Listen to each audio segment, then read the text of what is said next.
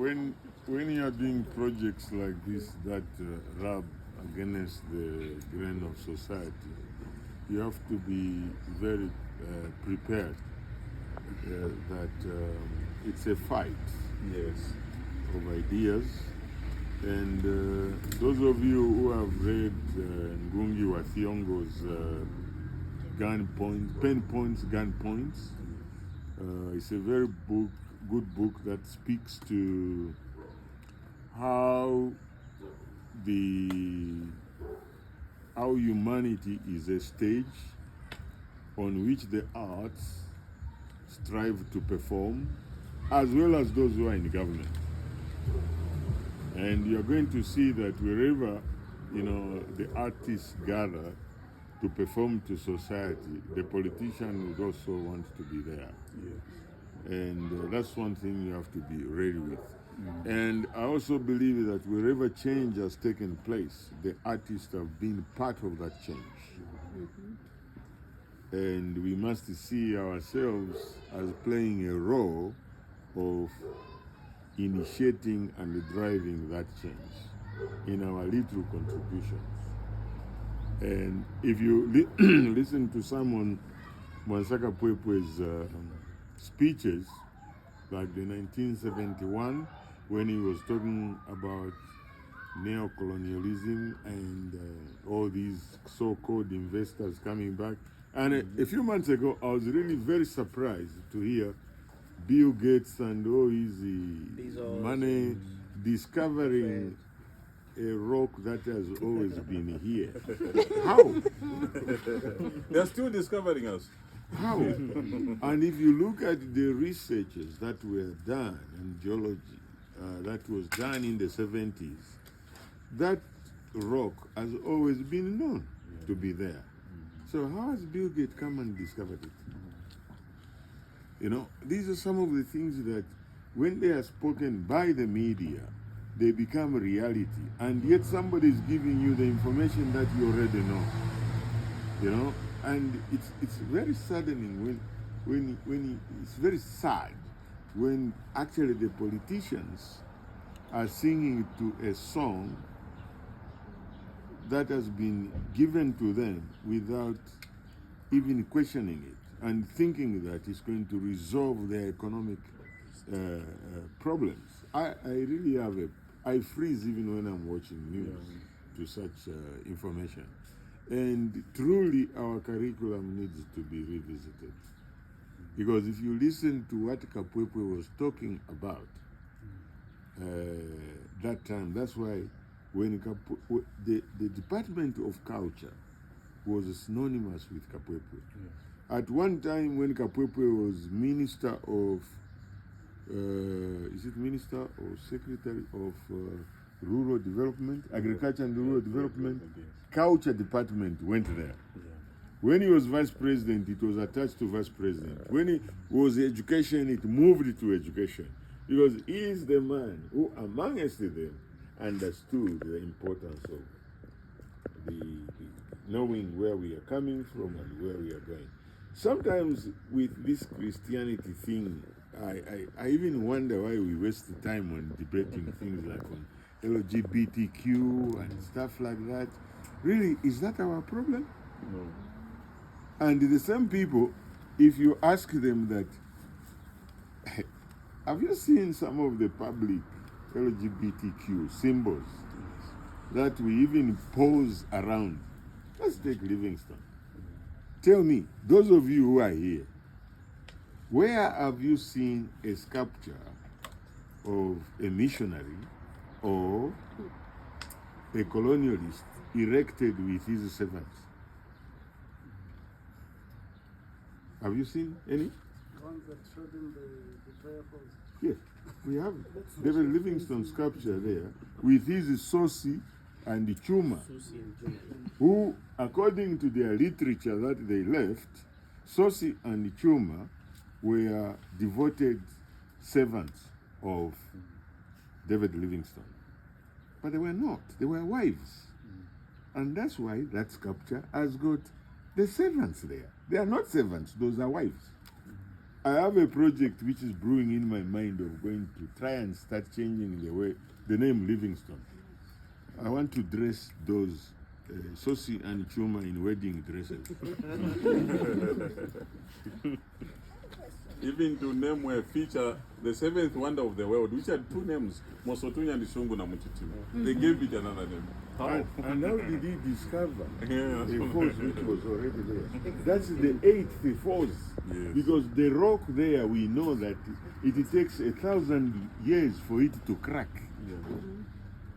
The next 1,000 years, the whole force is going to move to the Livingstone side because it has started cracking. Now, how does David Livingstone come in the 18th century or is it 19th century and discover the force, which has always been there? Just like Bill Gates has now discovered the copper seam, which has always been there. Oh my God. Anyway, I'm sorry. Thank you. No, not at all. Yes, thank you very much. Yes. Okay, so I'm doing a podcast series on names and the power of naming. Oh, my name is Becky Ngoma. Yes. I'm a filmmaker. Yes. So I'm doing a podcast series on names. I think you need to complete your introduction, Becky. Becky, I've known Becky since 2006. She's the most Pan-African filmmaker in this land. For those that love the first few opening seasons of Zuba, she's the head writer. That woman over there, in case you don't like Zuba as much today, it's because she's not on the writing team anymore. That's Becky Ngoma. Give us some respect. Thank you for being here. Thank you so much. Interdisciplinary. Yes. First time I'm seeing musicians, theater people, filmmakers, literature people in this Lukak platform. So all kudos to you there, Ngonga and Ms. Sithabile. Becky, take it away. Yeah, so I'm doing a series on naming, and it's something that I found very attractive because I'm born between two cultures, Southern Africa and West Africa. So I have my West African names that I don't really use. It was a political issue, and then I have my Zambian names. So I was looking at what is the power of names, and I realized through my little research that actually names in Africa are very spiritual things, and it's a connection to our ancestors. And when we have a breakage in this culture, in this tradition of names, we create a confusion in our own identity, and it feeds the general consciousness of who we are. And this is where the name Victoria Falls really annoys me.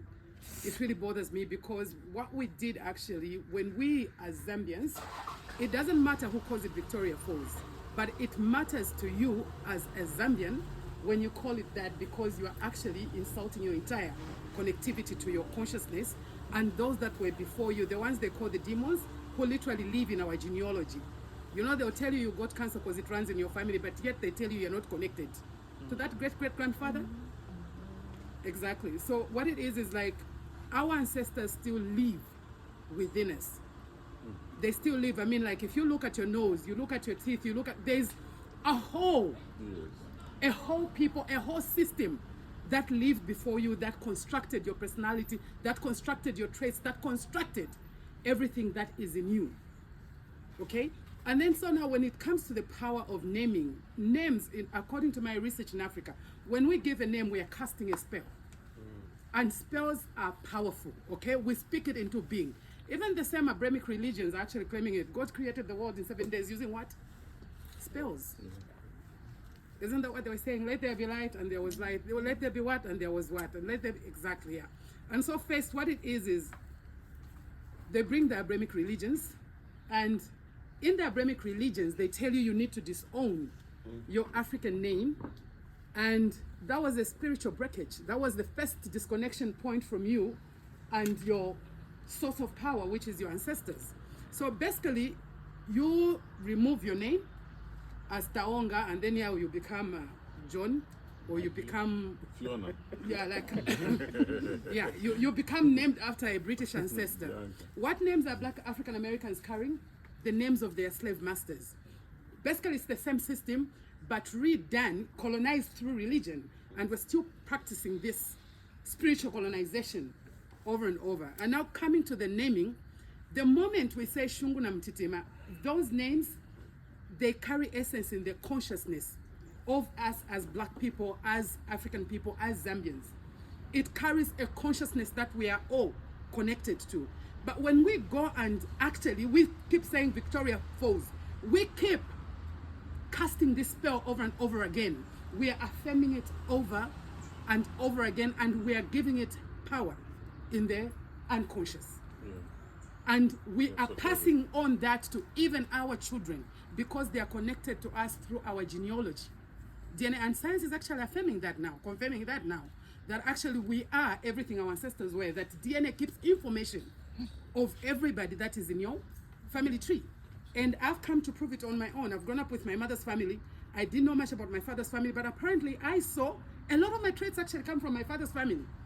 And then I come to see that, like, oh, this is your great-grandfather. Oh, your great-grandmother was like this, and everything. And then, so to tell you that you are disconnected from this whole ancestral system where you come from is where the nonsense first starts. And religion has been perpetrating that. It has been perpetrating that. And the other time we were laughing, that's why I'm saying, like, I think the biggest problem that we have is we listen without researching. We listen too much without researching. We don't want to question things. We never want to question the status quo. And I think for me, religion was a problem the moment I asked my Sunday school teacher when I was 7, and I'm just like, wait a minute. Why did this God literally chase the devil from his space Should have kept and him there. send it to the Garden of Eden, to where his most beloved children were?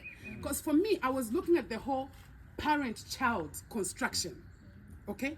How does a parent treat a child? I was like, that's literally my mother sweeping a snake from her bedroom right into my bedroom and coming to blame me. A snake that she created. It didn't make sense for me. Exactly.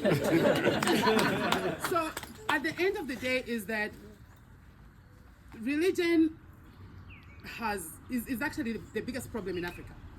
Religion is the one biggest problem because in psychology, children form their paths in information from the time they're born up to 5 years. These are the most critical years in loading paths of what information and how you're going to perceive the world. And that's how come even people, when they're exposed to the truth, they still suffer cognitive dissonance. Why? Yeah. Because they make sure from the time you are born, you've got Jesus, you've got this Jewish system on your mind. And it's going, you find it as RE. So many Bibles printed, brought to Africa, not science books, not nothing. We don't question all that. And that's where the problem is. And I just think, and for me, this is something that I've taken as a parent. And for everybody as a parent, not just a parent to your own children, but as a parent to even your neighbor's children, is Generation. exactly, yes. Let's start teaching a different truth to the next generation. Super drink.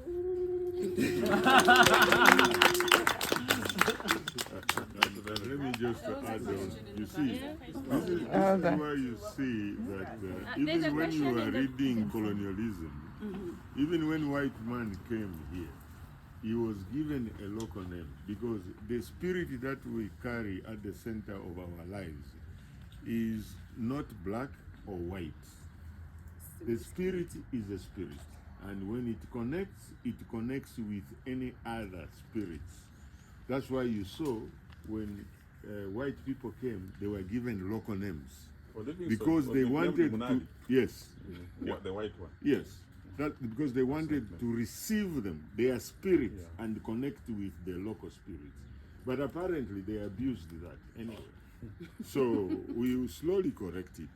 And what I find interesting about your project, Sita, I think let me mention this. It's very important I tell you how I met Sita. And she's a woman who disappeared in my life. For many years, and I didn't know where she had gone, only to appear in my living room a few months ago. I was in Algeria during an exhibition, and Yakuba Konate from Ivory Coast curated the show, and he decided to take a group of us to visit the artists, and we went to this big room. At the center of the room, there was a big Zimbabwean flag. And there was this young girl seated there piecing things together and stuff like that. And that young girl remained in my mind all these years until Sita appeared with Victor in my living room, just when she arrived a week or two. And she's now trying to talk to me about what she does. And then I said, wait a minute, are you the young girl in Algeria who was seated in this room assembling this installation with a big flag of Zimbabwe? That's me. And I'm like, oh my God, you remained in my mind until today. So we are dealing with a level of energy here which will take us very far. And I strongly believe that the work that you are piecing together here, looking at colonial and decolonizing our minds through these symbols, is a very important. And it links to a lot of things, what she's talking about, names and stuff like that. And even more importantly, you with your skin color, you've gotten yourself in this project. Yep. It is your spirit that is resonating with everyone here. You see that? So it's that, at the center of humanity, there is something that connects us, which is much more above than what we have even been told, whether you are intelligent or not intelligent, or down or poor, and so on. But the spirit is neither poor nor rich. It's just a spirit resonating with other spirits at the certain level of human interaction. I rest my case. Thank you so much.